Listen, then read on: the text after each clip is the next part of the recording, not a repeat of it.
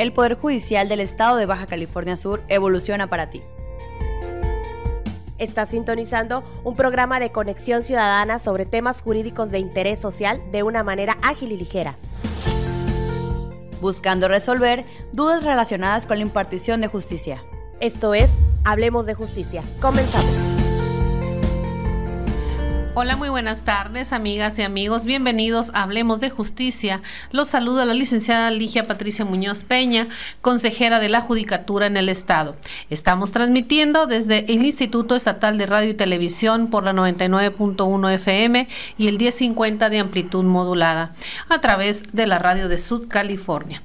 A partir de este momento, usted puede comunicarse con nosotros al teléfono aquí en cabina, que es el 12-223-28, o también puede contactarnos a través de nuestros correos electrónicos, que son hablemosdejusticia@bcs@hotmail.com o hablemosdejusticia@tribunalbcs.gov.mx. Y como todos los miércoles, me acompaña la licenciada Livia Vázquez, directora de Comunicación Social del Poder Judicial. Muy buenas tardes, licenciada, bienvenida.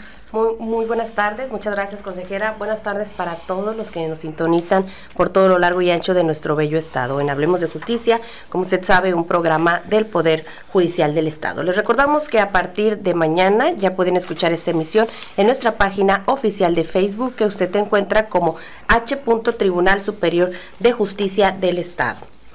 Bien, pues hoy nos acompaña como invitado el doctor Miguel Ángel Soto Lamadrid. Él es catedrático de la Universidad de Sonora y del Instituto de Estudios Superiores en Derecho Penal, INDEPAC, quien ya ha estado anteriormente con nosotros en algunas otras emisiones de este programa, y pues hoy viene a hablarnos acerca del tema de la Guardia Nacional. Qué gusto que nos acompañe de nuevo, doctor. Muchísimas gracias. Gracias por invitarme. Buenas tardes, doctor. Pues gracias, agradecerle infinitamente por haber aceptado esta invitación y hablarnos un tema tan interesante y que está ahorita en boga. Como sabemos, el tiempo es muy rápido, entonces me voy directamente a las preguntas que traemos aquí para formular. Primeramente, me gustaría que nos comentara qué debemos de entender, doctor, por seguridad nacional.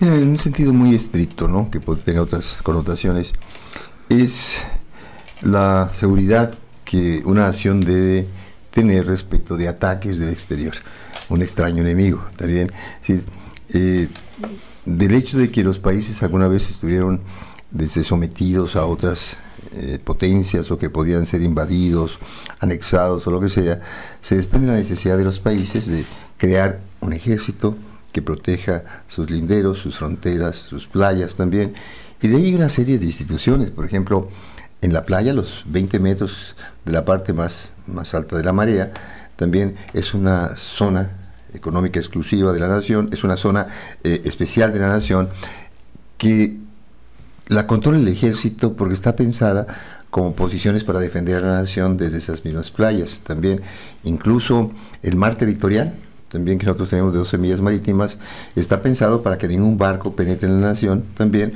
hasta ese lindero, para asegurar, pues, que la soberanía del país no se pierda en manos de potencias extranjeras, ¿no? La seguridad nacional es importante, cae un poquito ya en cuanto a su importancia, porque ya no es fácil, por lo menos no en América o en Europa, de que un país someta a otro. Hoy nos manejamos por bloques de países, por la respetabilidad que un país puede tener, etcétera. Un país, por muy poderoso que sea, lo pensaría antes de anexarse a otro. Claro, sigue siendo funcional, pero no con la importancia que tuvo, por ejemplo, a principios del siglo pasado. Muy bien. ¿Seguridad interior? La seguridad interior es una función, fíjate bien, a cargo del ejército también, pero que tiene que ver con azonadas, con motines, con revoluciones, con movimientos internos de los propios ciudadanos que vayan en contra del Estado, en contra del gobierno, en contra de las instituciones, ¿no? Es decir, México es uno de los países más caracterizados por sus levantamientos armados, por azonadas, por motines, por cuartelazos también, que sustituyen al gobierno, etcétera. Entonces, esa seguridad interior tiene que ver más que con el ataque de países extranjeros, de otras naciones, tiene que ver con la inseguridad dentro del país, pero por lo que toca a levantamientos alzados en contra de las instituciones también, y también es una función del ejército. Bueno, doctor, entonces, ¿y por seguridad pública qué debemos entender? Bueno, ya el apellido lo dice un poco, ¿no? Es una función del Estado, obligatoria y necesaria, por cierto, para garantizar primero a los individuos y a las instituciones también, que no sean afectadas por robos, actos antisociales, conductas paradelictivas también. Es decir, es una función del Estado que garantiza a los ciudadanos la vida pacífica, la seguridad de sus propiedades, de sus vidas, de su salud. Tiene mucho que ver con el delito, tiene que ver con las conductas antisociales, tiene que ver con la prevención del delito y también con la persecución del delito cuando ese se cometa. Eso está a cargo de las policías, del Ministerio Público. Doctor, entonces, ya que nos comenta esto, ¿cómo vendría o cuáles vendrían siendo las funciones de la policía? Bueno, genéricamente la policía es un funcionario también, o la función de policía es aquella en la que un funcionario que tiene facultades para supervisar el cumplimiento de las leyes lo hace. También función policial es una función de vigilancia, de supervisión, de constatación de que se cumplan los lineamientos legales. Y en ese sentido, muy amplio por cierto, es policía, el policía de alcoholes, ¿no? Que entra en una cantina a ver si hay niños, o el que revisa en el mercado si el huevo está refrigerado, etcétera. De salubridad, también policía de alcoholes, son policías. Luego hay un concepto más estrecho, ¿no? Es un funcionario que supervisa una actividad humana o económica, pero que está dotado de fuerza, que tiene facultades para usar la fuerza, sí, que puede usar de las armas, porque de alguna manera lo que supervisa es peligroso, puede haber delitos, puede haber reacciones violentas de las personas. Entonces, un concepto mucho más estrecho de la policía se relaciona un poco con aquellos funcionarios que supervisan actividades del hombre, pero que pueden constituirse en delitos y que pueden hacer reacciones violentas y que tienen que reaccionar a su vez como policías con el uso de las armas, el uso de la fuerza. Eso restringe, sí, pues, el concepto de policía, pero sorpresa de sorpresas. La policía sería entonces no solamente la policía preventiva que vigila las calles para evitar delitos, o la antigua policía judicial o ministerial o de investigaciones que persigue al delincuente, porque serían también policías en el mismo sentido. O sea, esos son tipos de policías. Son dos tipos de policía, como lo sería también la policía migratoria, la policía aduanal, que previene delitos de esa naturaleza, y hasta la policía de tránsito. No tanto porque esté ahí para prevenir delitos, sino porque también las infracciones administrativas es parte de la función policial y eventualmente a veces requiere del uso de la fuerza, reacciones violentas del individuo, etcétera. Entonces, aquellos funcionarios que tienen la facultad de llevar armas y de usar la fuerza en un caso necesario, porque su función implica eventualmente enfrentarse con delitos o con infracciones administrativas graves, esos son policías. No los que conocemos, muchos más. Bueno, ya nos explicó los tipos de policía. Sí, sí, la clasificación de la policía se hace en relación con su función, ¿no? Habrá policía preventiva, normalmente la municipal, policía de tránsito, habrá policía de investigaciones o ministerial que persigue o investiga los delitos, pero como dije antes, también hay policía migratoria y aduanal, que también tienen que ver con delitos, porque esas dos grandes áreas suponen ecológica también, ¿no? La policía ecológica. Lo que pasa es que la policía ecológica, a lo mejor alguien se pregunta si puede usar pistola o puede ser el uso de las armas.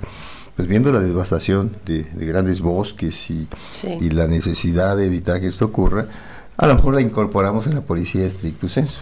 También. Doctor, ¿y la función del ejército qué vendría siendo? ¿Cómo funciona? Bueno, el ejército originalmente fue creado también para defender al país de ataques externos, para mantener la seguridad del país o de las instituciones de la inseguridad de azonadas, mortines, cuartelazos, etcétera. Y bueno, eventualísimamente tiene una función de tipo humanitaria, terremotos, lluvias, marejadas, tsunamis, etcétera.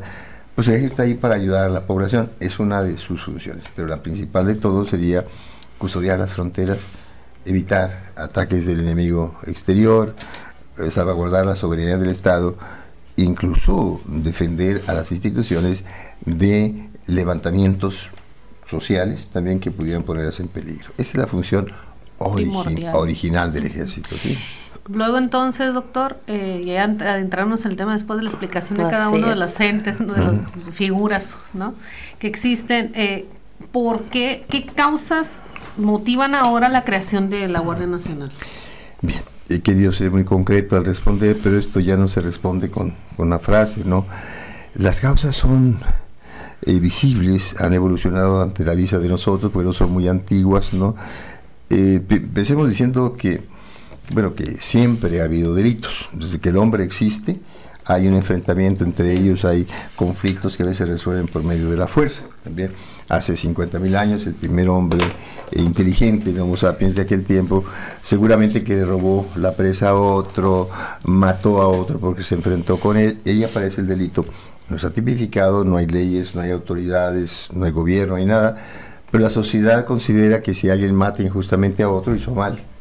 Sí. También creía que si el que había sido robado, por ejemplo, iba y mataba al ladrón cuando estaba dormido, era correcto porque a él correspondía el derecho de la venganza. Ese largo periodo de miles de años de la venganza privada responde a una autorización social, no es una abrogación de un derecho por parte del individuo.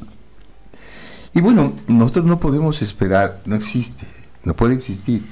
Los seres humanos somos gregarios, pero somos de alguna manera autónomos, tenemos libre arbitrio, pero también sufrimos tensiones, pasiones, rechazos, dolores, rabias, etc. Entonces, es casi imposible decir que haya un país en el mundo que no tenga delitos. Lo habría en una isla desierta donde hubiera un solo hombre, porque contra quién va a cometer delitos y para qué queremos leyes para él. Capaz que es contra él mismo, ¿no? Sí, pero en cuanto haya dos o más, seguramente habrá conflictos y algunos de ellos pueden derivar en delitos. Entonces, como el hombre tiende a vivir en sociedad y la sociedad descubre de que sus miembros pueden lesionarse entre sí, violar derechos del otro, robarlos, violarlos, matarlos, entonces la sociedad pone reglas de convivencia. Haz de cuenta, tú quieres vivir con nosotros, quieres formar parte de la sociedad, tienes que hacer lo siguiente: cruza la calle por la zona peatonal cuando esté en verde, levántate y da el asiento a las viejitas, no robes en los mercados, paga lo que quieras, paga tus contribuciones. Es decir, las reglas son de mucho tipo, desde las morales hasta las religiosas, también la del trato social, pero también reglas civiles y reglas penales. Entonces, todo el derecho se basa en una condición. El derecho rige la convivencia pacífica de los hombres. Pretende que no se hagan daño entre sí, pretende que podamos convivir, ¿está bien? Cualquiera que sea el derecho, no importa la naturaleza del derecho. Pero bueno, en materia penal, que es lo que nos interesa, ¿qué fue lo que pasó? Que siempre ha habido delitos. Hay países con más delitos, Suiza, países con muchísimos delitos, México, si nos entendemos.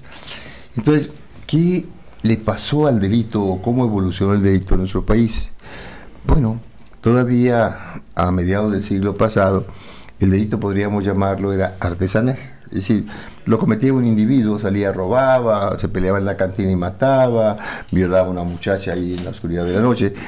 Eran saltuarios, muchos, pero no tantos como ahora también. Y podríamos decir que la teoría del delito lo explica. Un individuo se enoja y mata a otro, también, ese es un delito.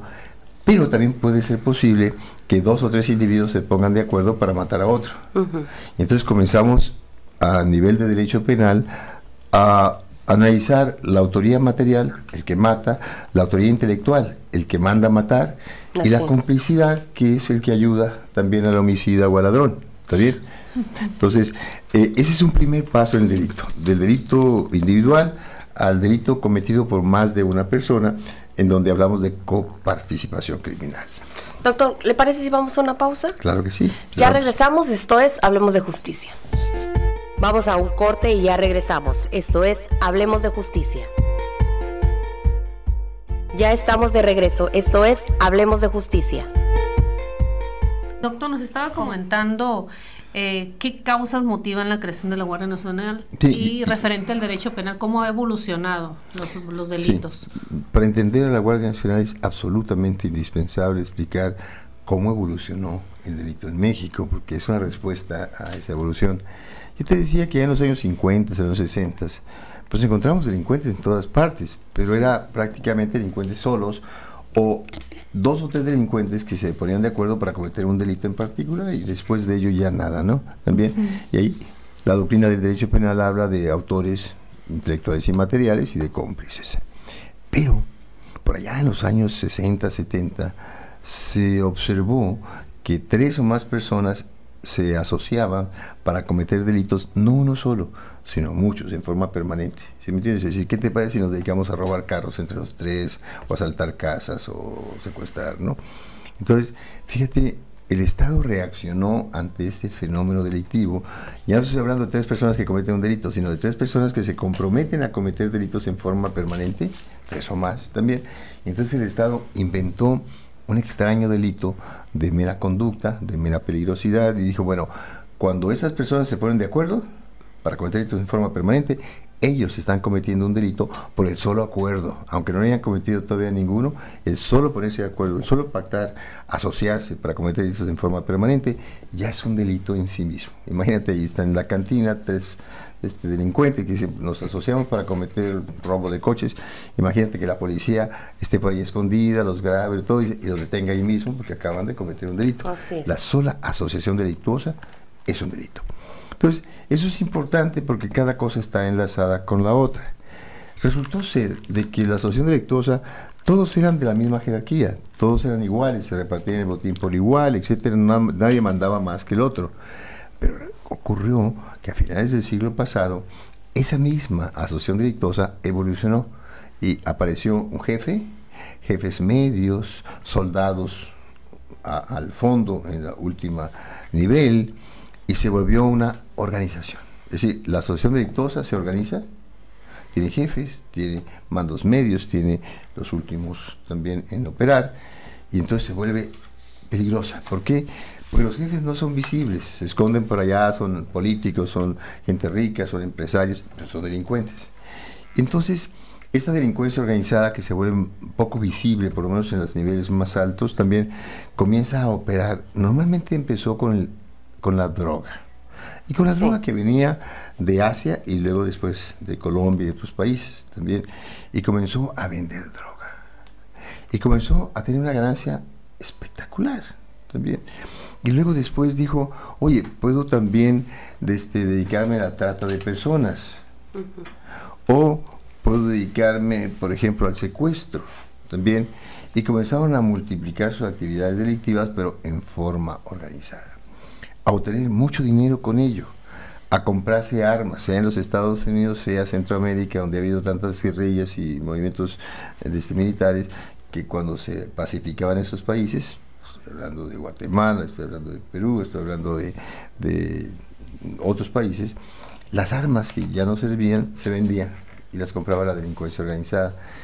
La delincuencia organizada entra al siglo XXI, también por allá en 2004, 2003, 2005, muy armada, con mucho dinero, con mucho poder, dedicada al narcotráfico, pero también a otras actividades delictivas, y cuando la comparamos con el Estado, nos resulta ser que es una fuerza superior al Estado, más poderosa que el Estado, que tiene mejores armas, que está más organizada y todo.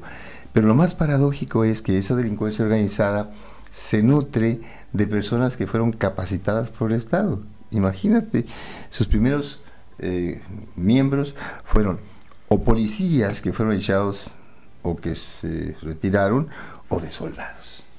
El Estado los capacitó, les dio armas, los enseñó cómo usar la fuerza, y luego al desertar armaron sus grupos delincuenciales. Entonces es producto del Estado mismo también, pero se volvieron muy poderosos. Al principio no eran muy visibles, tenían un código en donde no debemos dejarnos ver, para que la sociedad nos inquiete y el gobierno nos persigue, nos deje trabajar en paz también.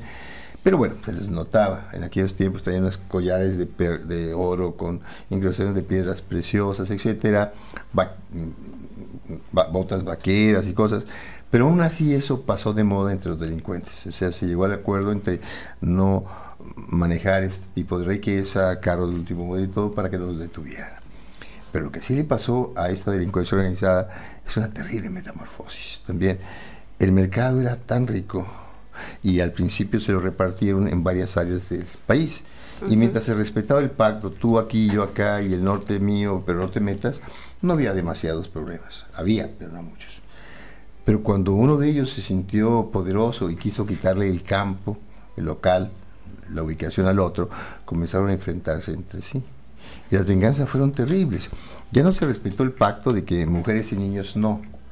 Si un delincuente ofende a otro, no le entrega, le roba su mercancía o lo que fuese, lo denuncia, por ejemplo, las primeras venganzas terribles, por allá en los años 10, 8, por ahí, fueron matar a las familias, a niños, a madres, etcétera.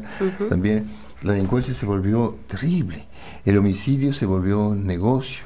Con decirte que el cartel, por ejemplo, del Golfo, solicitó los servicios de homicidas, de sicarios, a un grupo que se formó también alrededor de Lascano, también, y que venía del ejército, o sea, miembros del ejército muy duros, acostumbrados a combatir y todo lo demás, sin muchos sentimientos de piedad, formaron también lo que se llamó el Grupo Z.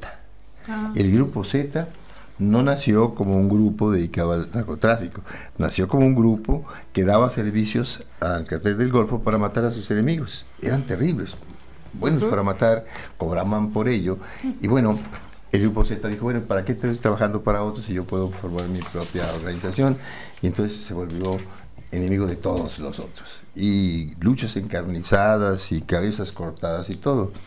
Pero además, la delincuencia organizada comenzó a incursionar en las áreas del poder del gobierno.